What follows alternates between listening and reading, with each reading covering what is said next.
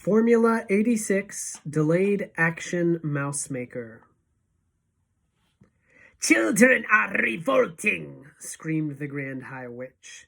"We will wipe them all away. We will scrub them off the face of the earth. We will flush them down the drain."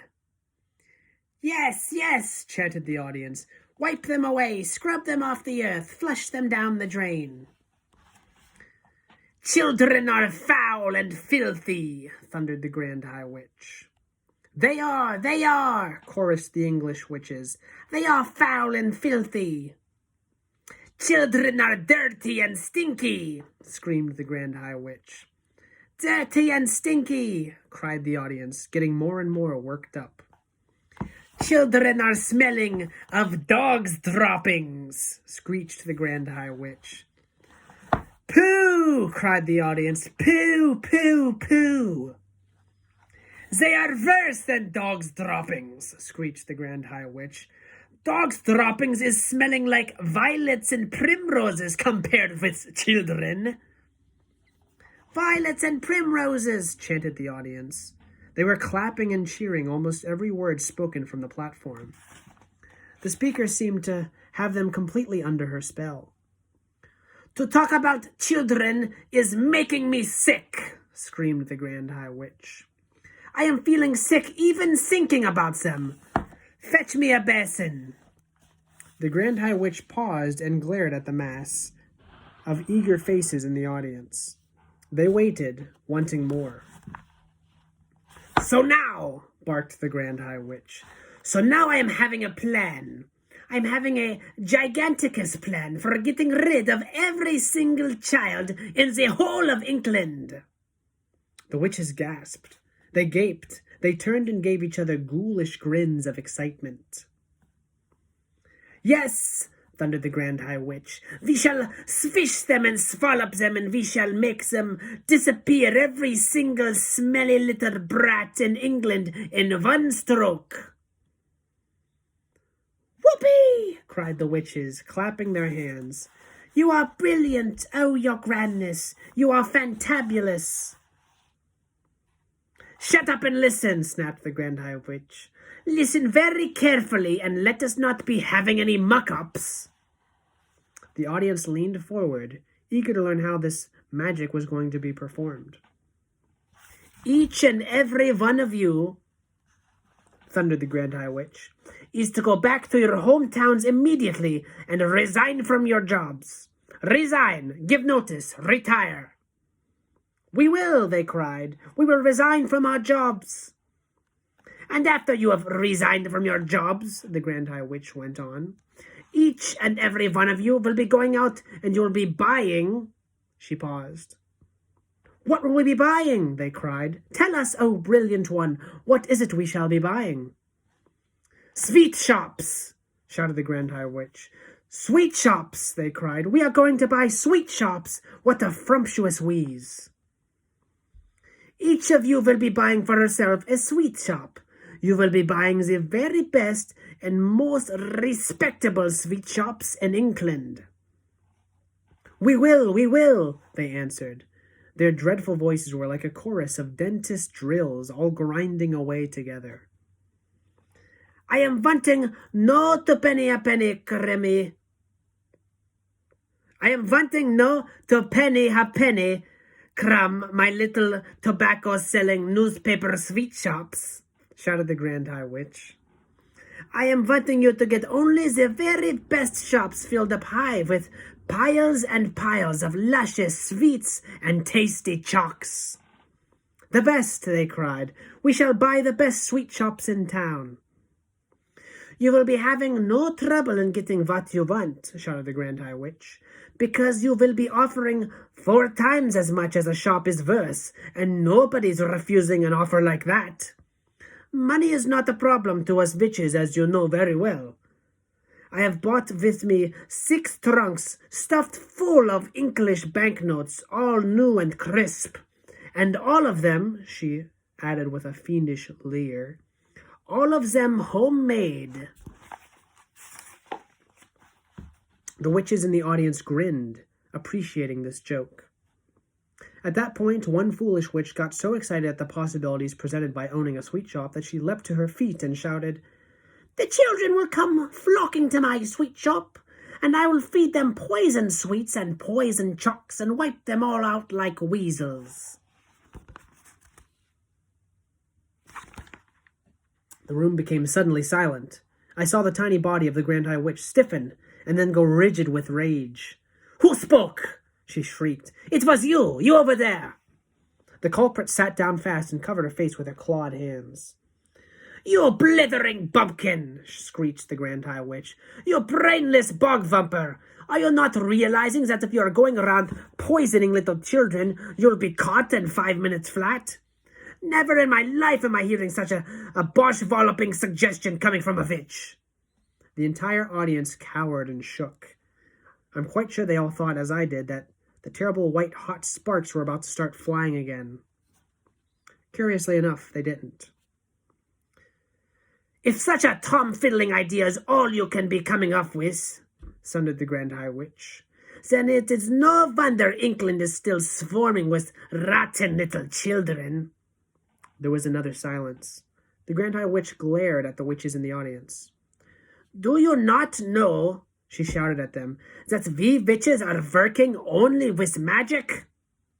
"We know, your grandness," they all answered. "Of course we know." The Grand High Witch grated her bony gloves against each other and cried out, "So each of you owning a magnificent sweet shop. The next move is that each of you will be announcing in the window of your sweet shop that on a certain day you'll be having a great gala opening with free sweets and chocks to every child." "That will bring them in, the greedy little brutes," cried the audience. "They'll be fighting to get through the doors." "Next," continued the Grand High Witch, "you will prepare yourselves for this great gala opening by filling every chalk and every sweet in your shop with my very latest and greatest magic formula. This is known as Formula 86, Delayed Action Mouse Maker." "Delayed Action Mouse Maker," they chanted. "She's done it again. Her grandness has concocted yet another of her wondrous magic child killers. How do we make it, oh brilliant one?" "Exercise patience," answered the Grand High Witch. "First, I am explaining to you how my Formula 86 Delayed Action Mouse Maker is working. Listen carefully." "We are listening," cried the audience, who were now jumping up and down in their chairs with excitement. "Delayed Action Mouse Maker is a green liquid," explained the Grand High Witch, "and one droplet in each chalk or sweet will be quite enough. So here is what happens. Child eats chalk, which has in it Delayed Action Mouse Maker liquid. No. Child goes home feeling fine. Child goes to bed, still feeling fine. Child wakes up in the morning, still okay. Child goes to school, still feeling fine. Formula, you understand, is delayed action and is not working yet." "We understand, oh brainy one," cried the audience. "But when does it start working?" "It is starting to work at exactly 9 o'clock, when the child is arriving at school," shouted the Grand High Witch triumphantly. "Child arrives at school. Delayed Action Mouse Maker immediately starts to work. Child starts to shrink. Child is starting to grow fur. Child is starting to grow a tail. All is happening in precisely 26 seconds. After 26 seconds, child is not a child any longer. It is a mouse." "A mouse!" cried the witches. "What a frumptuous thought!"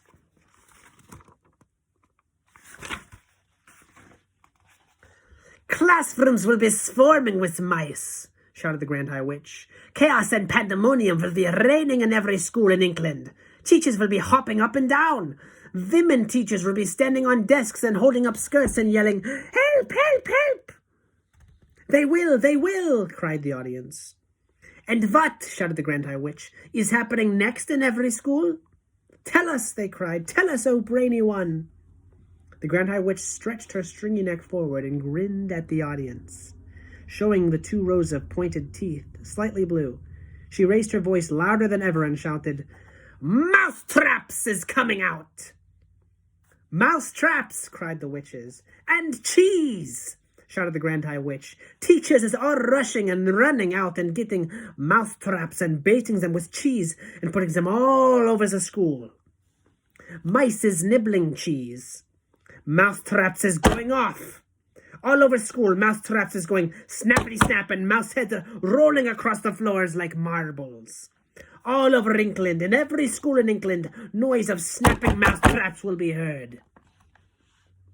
At this point, the disgusting old Grand High Witch began to do a sort of witch's dance up and down the platform, stamping her feet and clapping her hands.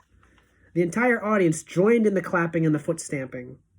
They were making such a tremendous racket that I thought surely Mr. Stringer would hear it and come banging at the door. But he didn't.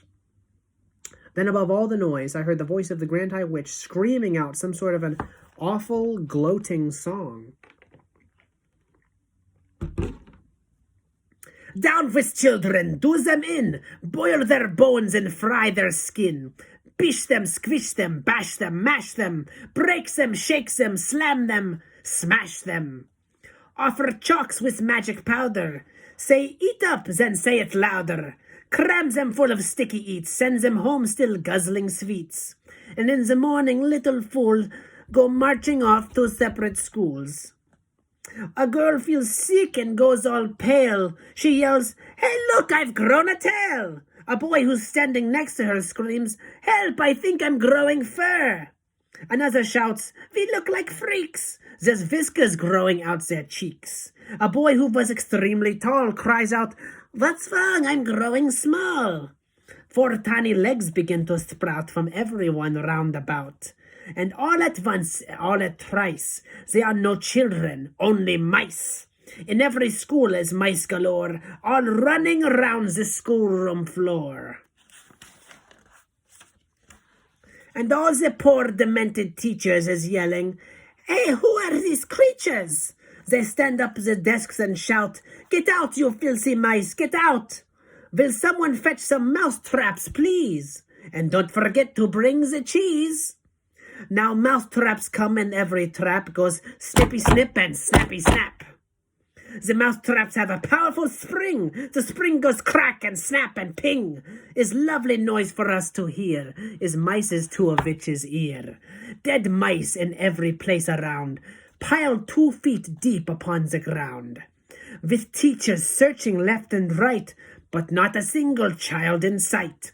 The teachers cry, "What's going on? Oh, where have all the children gone?" It's 9:30, and as a rule, they're never late as this for school.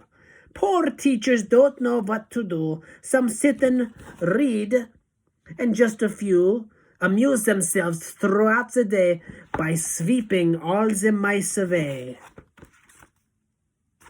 And all us witches shout, "Hooray!"